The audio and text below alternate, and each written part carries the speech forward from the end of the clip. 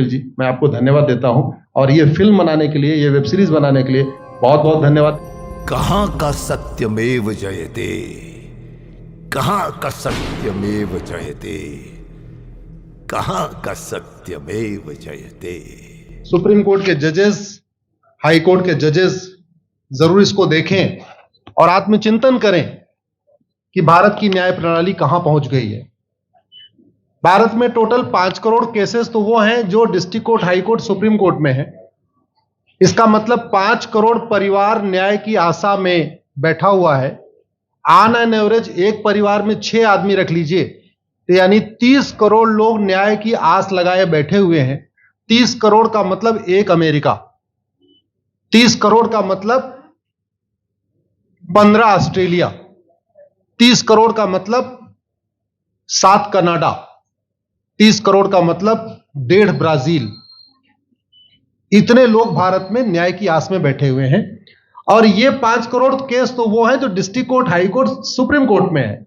इसके पैरेलल हमारे देश में एक और जुडिशियल सिस्टम है, उसको कहते हैं तहसीलदार, एसडीएम, एडीएम, डीएम, कमिश्नर, जहां पे चकबंदी के मुकदमे चलते हैं। वो इस 5 करोड़ में काउंटेड नहीं है। जो तहसीलदार के यहां मुकदमा होता है, एसडीएम के यहां मुकदमा होता है, एडीएम के यहां होता है, डीएम के यहां होता है, चकबंदी अधिकारी जिसको सीओ कहते हैं, डीडीसी कहते हैं, एसओसी कहते हैं, वो एक इसके पैरेलल में है और 5 करोड़ मुकदमे वहां पे भी चल रहे हैं। इसका मैं लाइव एग्जांपल देना चाहूंगा भारत की ब्लैक जस्टिस सिस्टम का। 1985 में जौनपुर में एक 10 बीघे जमीन का मुकदमा शुरू हुआ था। अभी वो सबसे नीचे पायदान पे है, जिसको कहते हैं चकबंदी अधिकारी। 1985 में मुकदमा शुरू हुआ, 2023 आ गया, लगभग 37 साल बीत चुके। 37 साल में यह नहीं तय हो पाया कि असली विल कौन सी है। 2 लोगों ने क्लेम किया, वो कह रहे हैं मुझे विल मिली है, वो कह रहे हैं मुझे विल मिली है। 37 साल में यह नहीं डिसाइड हो पाया असली विल किसकी है। अगर मान लीजिए आज डिसाइड हो जाए तो सीओ के बाद एसओसी, एसओसी के बाद डीडीसी, डीडीसी के बाद हाई कोर्ट, हाई कोर्ट के बाद सुप्रीम कोर्ट, यानी अभी 35 साल और लगेगा, 70 साल लगेगा। सेकंड जनरेशन मुकदमा लड़ रही है, ऑलरेडी सेकंड जनरेशन मुकदमा लड़ रही है और इसी स्पीड से काम हुआ तो मुझे लगता है थर्ड जनरेशन आके मुकदमा जाके तब जाके सुप्रीम कोर्ट पहुंचेगा। दूसरा एग्जांपल, एक ग्लेरिंग एग्जांपल आपको देता हूं। 1971 के वॉर में पाकिस्तान में बम फेंकने वाले, पाकिस्तान के फौजियों के बहुत सारे बैंकर तोड़ने वाले एक कर्नल कबोत्रा है, पंचकुला में रहते हैं। दुश्मनों के उन्होंने दांत तोड़ दिए। आज 2000 से उनके मकान पे किसी ने कब्जा किया हुआ है। 2023 आ चुका है, 23 साल में वो अपने मकान को नहीं छुड़ा पाए। अभी मामला पंचकुला की डिस्ट्रिक्ट कोर्ट में है, उसके बाद चंडीगढ़ हाई कोर्ट जाएगा, फिर सुप्रीम कोर्ट जाएगा। तो 23 साल में वो सबसे नीचे पायदान पे है। वास्तविकता यह है, अंग्रेज चले गए, अंग्रेजी कानून यहीं छोड़ गए, अंग्रेजी व्यवस्था यहीं छोड़ गए। यह व्यवस्था भारत में न्याय देने के लिए नहीं बनी थी। यह जो न्यायिक जुडिशियल सिस्टम था भारत में जो बनाया गया, वो केवल और केवल भारत को लूटने बांटने के लिए बनाया गया था।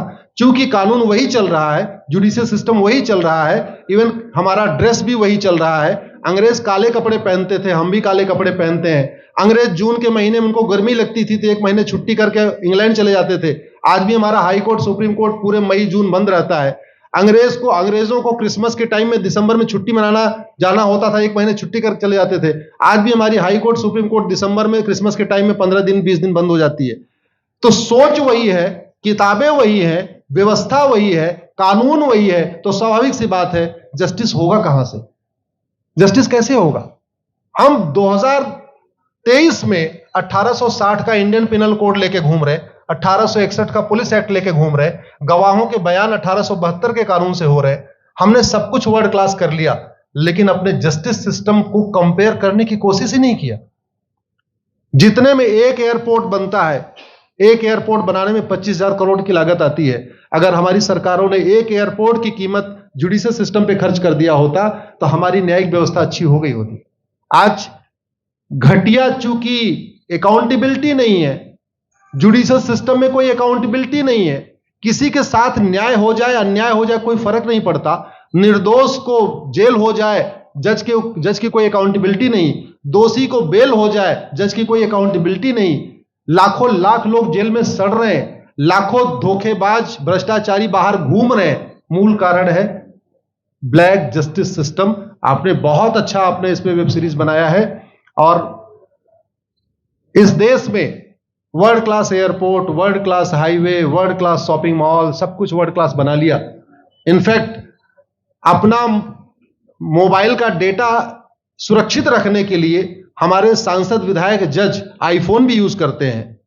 अमेरिका का आईफोन यूज करते हैं हमारा डेटा सुरक्षित हो जाए, लेकिन भारत सुरक्षित हो जाए उसके लिए यह नहीं देखते कि जापान में कौन सा कानून है, अमेरिका में कौन सा कानून है, सिंगापुर में क्या अच्छा चल रहा है। कनाडा में रेंट का मामला एक डेट में खत्म होता है। सिंगापुर में अभी कुछ दिन पहले एक व्यक्ति के पास 900 ग्राम गांजा पाया गया, उसको फांसी हुई है। दोबारा वहां ड्रग स्मगलिंग होगी क्या? तो भारत में चाहे वो ड्रग स्मगलिंग है, माफिया राज है, ह्यूमन ट्रैफिकिंग है, इन सब के लिए हमारा जस्टिस सिस्टम जिम्मेदार है। कोई भी अपराध होता है उसमें दो पक्ष होता है, एक पीड़ित, एक अपराध करने वाला। जो पीड़ित होता है वो चाहता है जल्दी उसको न्याय मिल जाए, अपराध करने वाला चाहता है मुकदमा लंबा चले। भारत का न्यायिक सिस्टम अपराध करने वाले के साथ खड़ा है। बलात्कारी चाहता है उसका मुकदमा 30 साल चले, और मुकदमा 30 साल चलता है। भू माफिया चाहता है कि गरीब की जमीन पे कब्जा कर ले, उसका मुकदमा 50 साल चले, और आज की डेट में मुकदमा 50 साल चल रहा है। इसका मतलब वर्तमान न्यायिक सिस्टम बलात्कारी के पक्ष में है, भू माफिया के पक्ष में है, ड्रग स्मगलर के पक्ष में है, ह्यूमन ट्रैफिकर के पक्ष में है, नक्सलियों के पक्ष में है, माओवादियों के पक्ष में है, जो लोग देश विरोधी काम कर रहे हैं उनके पक्ष में है। 40 साल 50 साल के बाद किसी व्यक्ति ने मिलावट करके लोगों का स्वास्थ्य खराब कर दिया, उसको 50 साल के बाद सजा हो रही है। इस बीच उसने कम से कम पता नहीं कितने लोगों का और भी कर दिया। तो ये जो जस्टिस सिस्टम होता है दवा की तरीके काम करता है। जैसे दवा अच्छी होती है बीमारी तुरंत ठीक हो जाती है, अगर दवा घटिया होती है तो बीमारी बढ़ जाती है। दवा खाने के बाद शरीर एज इट इज नहीं रहता, या तो बीमारी ठीक होती है या तो बीमारी बढ़ती है। अगर कोई आदमी एक गांव में किसी के साथ कुछ गलत कर दे, उसको 6 महीने के अंदर सजा हो जाए, साल भर के अंदर हो जाए, दूसरा अपराध वहां नहीं होगा। लेकिन अगर उस व्यक्ति को पनिशमेंट नहीं मिला तो स्वाभाविक सी बात है उसने उसको और मोटिवेट कर दिया।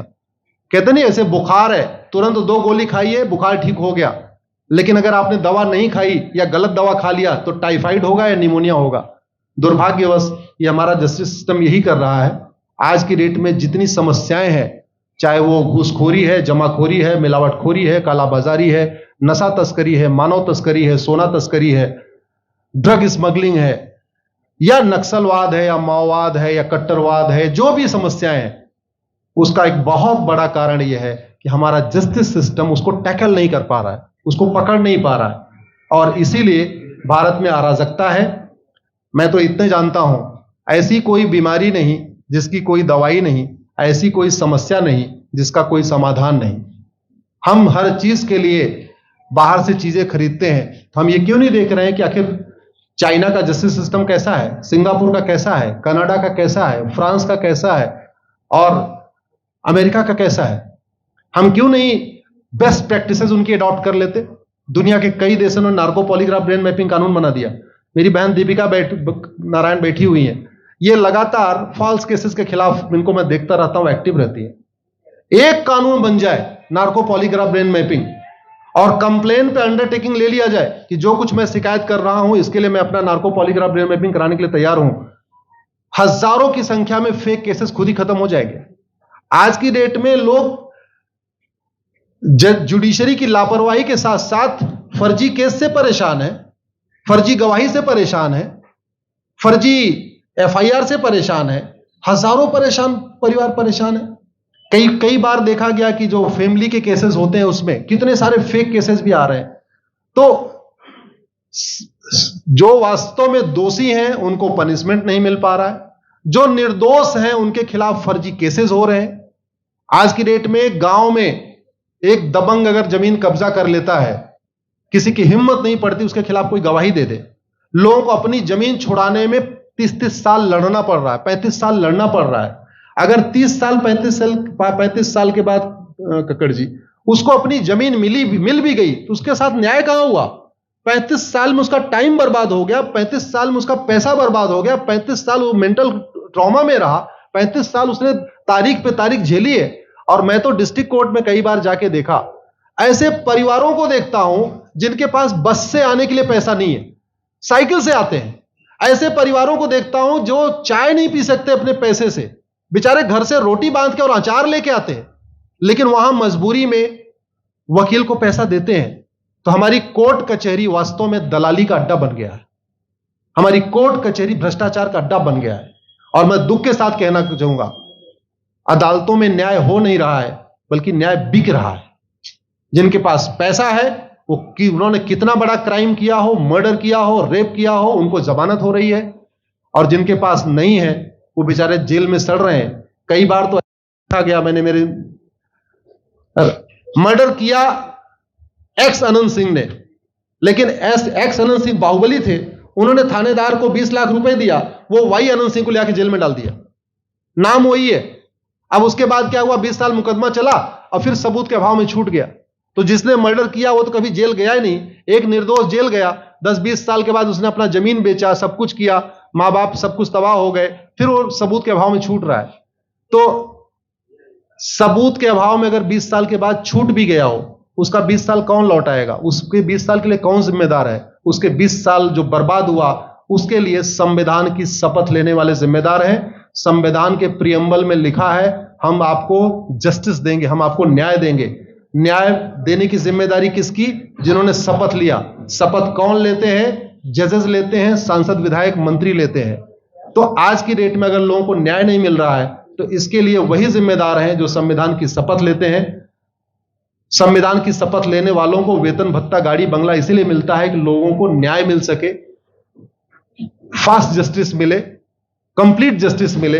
अनफॉर्चुनेटली कंप्लीट जस्टिस मिलने में तो 50-60 साल लग जाता है, फास्ट जस्टिस तो सपना हो गया है। इसलिए आज आपने जो ये वेब सीरीज बनाई है, मैं आपको धन्यवाद देता हूं। एक ऐसे विषय पे जिस पे कोई टच नहीं करता, लेकिन जिससे करोड़ों लोग पीड़ित हैं। मैंने कहा ना, 5 करोड़ लोग सीधे district court, high court, supreme court के केसेस से पीड़ित हैं, और 5 करोड़ मुकदमे एसओसी, डीडीसी, तहसीलदार के यहां चल रहा है। तो अगर 5 करोड़ से 30 करोड़ लोग इधर पीड़ित हैं, तो उधर भी पीड़ित है। वास्तव में बहुत बड़ी संख्या भारत में इसी से पीड़ित है। और अपराध, भ्रष्टाचार और जितनी भी अराजकता चल रही है, उसका मूल कारण भी यही है। जस्टिस सिस्टम अच्छा हो जाए, कानून सख्त हो जाए, कानून का खौफ पैदा हो जाए, न्यायपालिका का खौफ पैदा हो जाए, और ये थाने जो दलाली के अड्डे बन गए हैं, तहसील जो दलाली का अड्डा बन गया है, डिस्ट्रिक्ट कोर्ट जो कमीशन खोरी का अड्डा बन गया है, अगर इस पे कंट्रोल हो जाए, तो वास्तव में भारत में फिर से राम राज्य आ सकता है। अगर जुडिशियल सिस्टम अच्छा हो जाए, तो जो राम राज्य की कल्पना है, धर्म की जय हो, अधर्म का नाश हो, प्राणियों में सद्भावना हो, विश्व का कल्याण हो, मुझे लगता है उसको फिर से जीवित किया जा सकता है। आपने मुझे बुलाया कपिल जी, मैं आपको धन्यवाद देता हूं। और ये फिल्म बनाने के लिए, ये वेब सीरीज बनाने के लिए बहुत बहुत धन्यवाद देता रहता हूं। दीपिका जी लड़ती रहती हैं, इनको देखता रहता हूं। बहन नेहा जी आई हैं, ये अपने गानों से मुझे लगता है बहुत अच्छा आप लिखती हैं। और इसी तरीके से कड़वा सच आप लिखते रहिए, कड़वा सच गाते रहिए। लोग आज की डेट में, यंग जनरेशन कड़वा सच सुनना चाहती है। मीठे झूठ ने इस देश में शुगर, डायबिटीज पैदा कर दिया। भारत केवल लोग डायबिटीज से नहीं पीड़ित हैं, बल्कि हमारी व्यवस्था को डायबिटीज हो चुका है। और उस डायबिटीज को दूर करने के लिए नेहा राठौर जैसी बहनें जो सही बात कह रही हैं, दीपिका जी सही बात कह रही हैं। आप लोग जो है बहुत अच्छा काम कर रहे हैं। और आपने, कक्कड़ साहब, आपने बनाया वेब सीरीज, आपको विशेष आभार, धन्यवाद देता हूं। यही निवेदन करता हूं, इस वेब सीरीज को ज्यादा से ज्यादा देखें। और खास तौर पे अगर आपके जानने वाले कोई जज हैं, कोई आईएएस हैं, कोई आईपीएस हैं, मंत्री, सांसद, विधायक हैं, उनको भी एक बार फोन करके, व्हाट्सएप करके एक बार कहिए कि वो भी इसको जरूर देखें। क्योंकि अल्टीमेटली न्यायिक व्यवस्था बदलने की जिम्मेदारी उन्हीं की है जिनको वेतन, भत्ता, गाड़ी, बंगला, free air ticket, free rail ticket और वीआईपी व्यवस्था मिलती है। ये व्यवस्था उन्हीं को बदलनी है। जय हिंद, धन्यवाद।